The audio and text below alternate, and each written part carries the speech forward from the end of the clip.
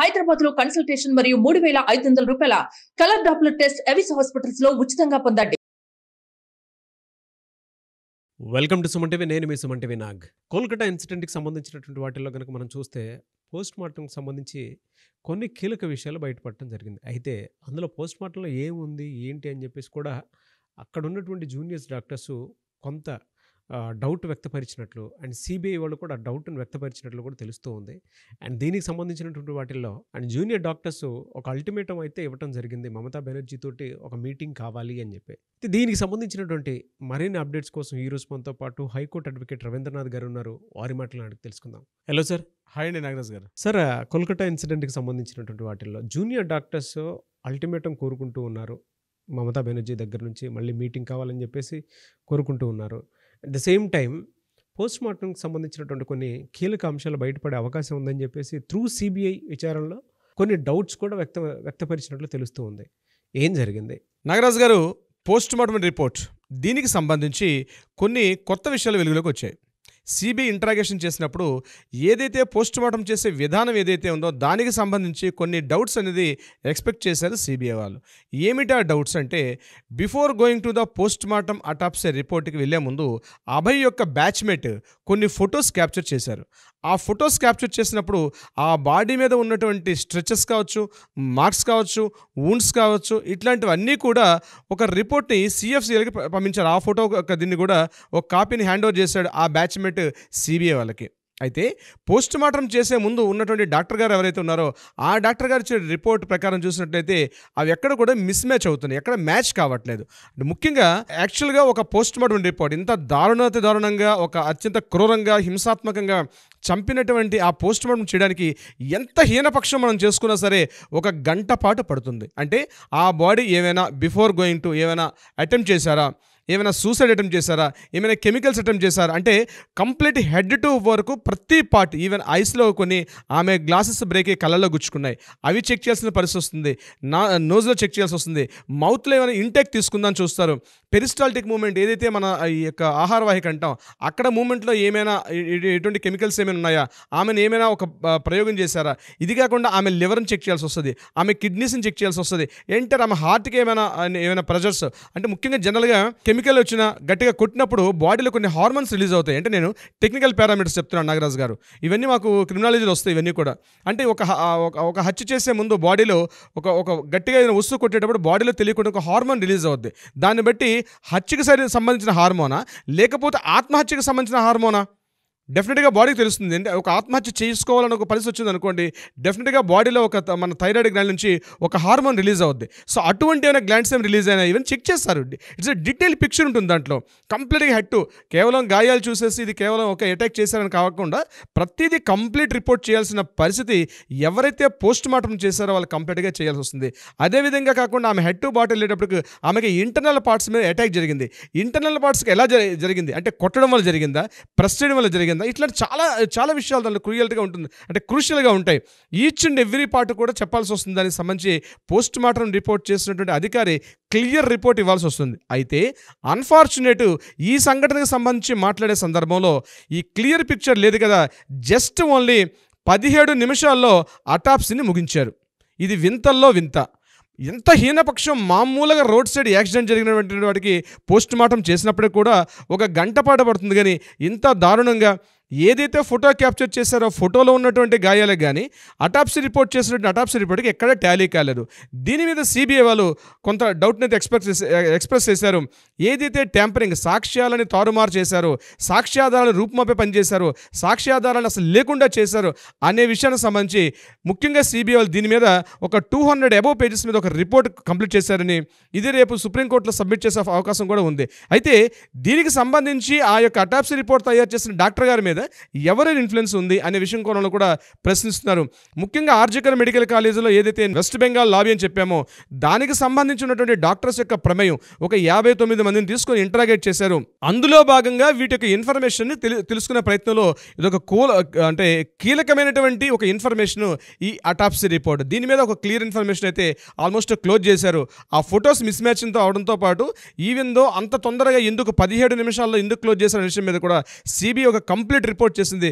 బహుశా ఇది కూడా రేపు వచ్చే ఇంట్రాగేషన్స్లో మాత్రం క్రూషియల్ పార్ట్ అయ్యే అవకాశం ఉంటుంది నాగరాజ్ గారు. సో నెంబర్ 2 పాయింట్, మొన్న రీసెంట్గా 43 రోజుల పాటు ఏకధాటిగా నిరసన వ్యక్తం చేసిన జూనియర్ డాక్టర్లు మమతా బెనర్జీ గారితో చర్చల తర్వాత, అదేవిధంగా సిఎస్ అంటే మనోజ్ పంత్ గారితో చర్చల తర్వాత కొంత విరమించారు.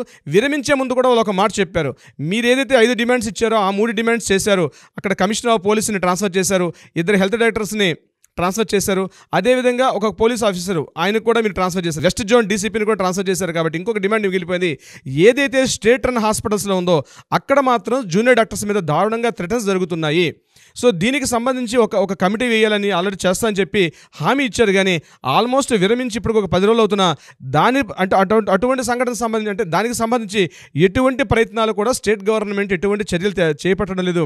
దీనికి సూటిగా నిరసనకారులందరూ కూడా మనోజ్ పంత్ గారు ఒక లేఖ రాశారు. ఈరోజు సాయంత్రం 5 గంటలకి మాకు మీటింగ్ పెడతారా, లేకపోతే మరలా మేము రిటర్న్స్ మరలా మేము నిరసనకు పాల్పడతామని చెప్తూ, అంటే మరలా మేము ధర్నాలకి దిగుతాము అని చెప్పగానే ఒక సూటిగా ఒక ప్రశ్న వేశారు. దీని మీద ఇంకా మనోజ్ పంత్ గారు ఆన్సర్ రాలేదు. బహుశా మధ్యాహ్నం కల్లా ఆ విషయం అప్డేట్ వచ్చే అవకాశం కూడా ఉంటుంది. మరి ఇప్పటిదాకా 10 డేస్ అవుతుంది. ఏదైతే మమతా బెనర్జీ గారు ఇచ్చినట్టు హామీల్లో ఈ యొక్క హామీ మాత్రం మెయిన్ అసలైనటువంటి హామీ ఇదే. ఏముంది, ఆ పోస్టులో పోతే ఇంకో పర్సన్ వస్తాడు, దట్ ఇస్ నాట్ ఇంపార్టెంట్. ఏదైతే స్టేట్ రన్ హాస్పిటల్స్లో ఉన్నాయో ఇక్కడ దారుణంగా ఉన్నటువంటి బ్రైబ్ కావచ్చు, లేకపోతే ఇక్కడ జరుగుతున్నటువంటి హ్యూమన్ ట్రాఫికింగ్, అవయవాలకు మార్పిడి కావచ్చు, వీటికి సంబంధించి ముఖ్యంగా స్టూడెంట్స్, మహిళలకు సంబంధించి ఏదైతే జూనియర్ డాక్టర్స్ చెప్తున్న నిరసనలు ఏవుతున్నాయో వాళ్ళకి సంబంధించి ఒక కమిటీ కానీ అటువంటిది జరగకపోవడం వల్ల ఈరోజు ఖచ్చితంగా బహుశా మరలా ఈ నిరసన తీవ్రంగా ఉండే అవకాశం కూడా ఉంది. ఈరోజు నిన్న ఈవినింగ్ వాళ్ళు కూడా ఒక ప్రెస్ మీట్ పెట్టి మేము రేపటి నుంచి రేపు 5 గంటల వరకు చూస్తాం, లేకపోతే మరలా మేము నిరసనలకి దిగుతాం అని చెప్పడం కూడా ఒక మీనింగ్ తెలుస్తుంది. అయితే దీని వెనకాల ఒక మీనింగ్ ఉంది ఏంటంటే, నిన్న మనం ఒక వీడియోలో చెప్పుకున్నాం నాగరాజ్ గారు, అక్కడ మనోజ్ కుమార్ వర్మ గారు ఎవరైతే సిపి గారు ఉన్నారో మెయిన్ బౌ బజార్ కావచ్చు, శ్యామ్ బజార్ కావచ్చు, పోలీస్ హెడ్ క్వార్టర్స్ ఏరియా కావచ్చు, అదేవిధంగా మన కాళీఘట్ ప్రాంతం కావచ్చు, ఈ ప్రాంతాల్లో మాత్రం 5గురు మించి గుమిగూడకూడదని ఒక నిషేధాజ్ఞలు విధించినప్పుడు, అంటే ఇదంతా కూడా ఏదో ఒక డౌట్ఫుల్ రైజ్ చేస్తున్న సందర్భంలో ఇటువంటి ఇంకొక న్యూస్ నిరసన కాల్చి రావడం రియల్లీ ఇట్స్ ఏ బిఫోర్ ఏదైతే మనం అనుకున్నాం October 1 సుప్రీంకోర్టు తీర్పుని గురించి మనం అనుకున్నాం. కానీ నిరసనకారుల వాళ్ళు రీస్టార్ట్ చేస్తున్నారు వాళ్ళ యొక్క యాజిటేషన్ని. బహుశా అది జరిగే అవకాశం కూడా ఉండే అవకాశం ఉంటుంది నాగరాజ్ గారు. థర్డ్ పాయింట్, సిబిఐ వాళ్ళు డైరెక్ట్గా Mamata Banerjee state government health డిపార్ట్మెంట్కి ఏదైతే ఉందో స్వాస్థ్య భవన్ మెడికల్ ఆఫీసర్స్కి సూటిగా ఒక లేఖ రాశారు. ముఖ్యంగా ఆర్జికర్ మెడికల్ కాలేజ్ నుంచి వెళ్తున్నటువంటి మెయిన్ కాన్స్పిరసీ ఏంటంటే ఈ బయోమెడికల్ వేస్టేజ్. అంటే ప్రతిరోజు కొన్ని టన్నుల కొద్దీ వస్తుంటే బయోమెడికల్ వేస్టేజ్ని మీరు ఏ ప్రాతిపాదికన ఎక్కడెక్కడ చేస్తున్నారు? ఒక్క ఆర్జికర్ మెడికల్ కాలేజ్ నుంచి ఇంత బయోమెడికల్ వేస్టేజ్ వస్తుంటే రాష్ట్ర వ్యాప్తంగా ఉన్నటువంటి ముఖ్యంగా కలకట్టా నగర వ్యాప్తంగా ఉన్నటువంటి 48 మెడికల్ కాలేజ్ నుంచి వస్తుంటే కొన్ని లక్షల టన్నుల ఈ యొక్క బయో వేస్టేజ్ని మీరు ఏం చేస్తున్నారు? మీ యొక్క సిస్టమ్ ఏంటి? అసలు మీ ప్రొసీజర్ ఏంటి? అది మాకు తెలియపరిస్తే ఈ కేసుగా మాకు ఉపయోగపడే అవకాశం ఉంటుంది. ఎందుకంటే ఆర్థిక అవకతవకలకు సంబంధించి సందీప్ ఘోష్ మీద ఇప్పటికే చాలా అబ్లిగేషన్స్ ఉన్నాయి. ఇతను ముఖ్యంగా బయోమెడికల్ వేస్టేజ్ విషయంలో ఆల్రెడీ సుమన్ హాజరాతో కలిసి ఒక ఈ యొక్క బయోమెడికల్స్ వేస్టేజ్ ఇవ్వకుండా దాంట్లో చాలా వరకు మళ్ళీ రీయూసేజ్ చేసాడు ఆయన మరలా చాలా వరకు. దాని మీద సుమన్ హాజరాతో ఉన్నటువంటి సందీప్ ఘోష్ తోటి చాలా కాంట్రవర్షియల్స్ ఉన్నాయి. ఈ యొక్క ఆర్థిక అవకతవకలకు సంబంధించి ఈ యొక్క వేస్టేజ్ అంటే బయోమెడికల్ వేస్టేజ్ కోసం ఫండ్స్ ఏదైతే గవర్నమెంట్ ఇస్తుందో ఆ ఫండ్స్ని మిస్యూజ్ చేసి డైరెక్ట్గా ఉన్నటువంటి బయోమెడికల్ వేస్టేజ్ని ఆ వేస్టేజ్ డంపేడ్కి పంపించకుండా అవి మరలా రీయూసేజ్ చేస్తూ సుమన్ హాజరాగిస్తూ సుమన్ హాజర్ ఎంటైర్ కలకట్టా నగరంలో ఉన్నటువంటి అంటే రీయూసేజ్ పెద్దవాళ్ళు చెల్లించుకోలేకపోతారు. హాస్పిటల్ మెడికల్ ఖర్చు 100 రూపాయలు ఉందనుకోండి, ఒక సిరింజ్ దాన్ని సింపుల్గా ఒక 10 రూపీస్కో 20 రూపీస్కి ఇస్తూ మరలా బయోమెడికల్ వేస్టేజ్ని ఎంత దారుణమైన సిచ్యువేషన్ అంటే దీని మెడికల్ అసోసియేషన్ కూడా క్లియర్గా ఇన్స్ట్రక్షన్స్ ఇచ్చాయి. వాటన్నిటిని పక్కదో పెట్టి ఇతను చేసుకున్న అక్రమాలకి స్టేట్ గవర్నమెంట్ ఎంత సపోర్ట్ చేస్తుంది, అసలు మీ దగ్గర ఏ రకమైన పాలసీ ఉంది, ఒక పాలసీ మీద రిలీజ్ చేయమని చెప్పి మమతా బెనర్జీ గవర్నమెంట్కి సిబిఐ వాళ్ళు సూటిగా ప్రశ్న చేశారు. బహుశా వాళ్ళు కూడా రిపోర్ట్ ఇచ్చే పనిలో ఉన్నారు. ఈ కేసుకు సంబంధించి సుప్రీంకోర్టులో ఆల్రెడీ ఒక జడ్జిమెంట్ ఒక ప్రాసెస్ నడుస్తుంది, సుమోటోగా తీసుకుంటే Supreme Court. At the same time Calcutta హైకోర్టులో కూడా ఈ సిబిఐ మొత్తం Sealdah court, district court and Sealdah court, అదేవిధంగా హైకోర్టులో కూడా దీనికి సంబంధించిన దర్యాప్తులు జరుగుతున్నాయి. దర్యాప్తు సంస్థల గైడ్లైన్స్ ఎప్పటికప్పుడు కోర్టు గైడ్లైన్స్ ఇస్తుంది, దాని తగ్గట్టుగా సిబిఐలు కూడా దర్యాప్తు చేస్తున్నారు. ఇందులో సిట్ ప్రాతినిధ్యం వహిస్తుంది. అట్ ద సేమ్ టైం మిగిలినటువంటి సిబిఐలు కూడా అప్డేట్ ఇస్తూ వస్తున్నారు. దీనికి సంబంధించి కొన్ని స్టీల్ కవర్లు ఇక్కడ కూడా హ్యాండ్ చేయడం జరిగింది. అయితే ఈ కేసు ఇలా నడుస్తూ ఉండగానే ఒక పబ్లిక్ ఇంట్రెస్ట్ లిటిగేషన్ పిటిషన్ ఒకటి రీసెంట్గా దాఖలు చేశారు హైకోర్టులో. దేనికి సంబంధించి అంటే ఈ యొక్క ఆర్జికర్ మెడికల్ కాలేజీలో ఉన్నటువంటి ఏదైతే సంఘటనలకు సంబంధించి ఉన్నటువంటి విషయాల్లో ఇది తెలియాల్సిన అవసరం ఉంది పబ్లిక్లో కూడా. ఇంత కాంట్రవర్షియల్ ఆర్జికర్ మెడికల్ కాలేజీలో దీనికి సంబంధించి స్టేట్ గవర్నమెంట్ ఇన్వాల్వ్మెంట్ లేకుండా ఇంత అరాచకాలు జరిగే అవకాశం లేదు. కాబట్టి వాటిని కూడా తెలియపరచాల్సిన అవసరం ఉందని చెప్పి కొంతమంది ఈ ఎన్జిఓస్ ఆర్గనైజేషన్ హైకోర్టు వల్ల ఉన్నటువంటి జస్టిస్ కూడా ఇమ్మీడియట్గా దాన్ని టేకప్ చేసి ఒక గైడ్లైన్స్ ఇవ్వడం జరిగింది మమతా బెనర్జీ మీద. అయితే ఇది ఇచ్చే సందర్భంలో ఒక విషయం జరిగింది. ఒక బృందం ఏదైతే హైకోర్టు సంబంధించిన సిబిఐ బృందం మరలా ఆర్జికర్ మెడికల్ కాలేజ్ ఈ పిల్లిని బేస్ చేసుకొని ఎప్పుడైతే ఆర్జికర్ మెడికల్ కాలేజ్కి వెళ్ళారో అక్కడ 59 మంది ఇన్వెస్టిగేషన్ చేశారు సిబిఐ దర్యాప్తు బృందాలు. ఈ 59 మందిని దర్యాప్తు చేసిన సందర్భంలో ఇక్కడ వెస్ట్ బెంగాల్ మెడికల్ వీళ్ళందరూ కూడా మ్యాక్సిమం ఉన్నటువంటి 59 మందిలో ఎక్కువ మంది ఈ వెస్ట్ బెంగాల్ లాబీలో ఉన్నటువంటి మెయిన్ కీ పర్సన్సే.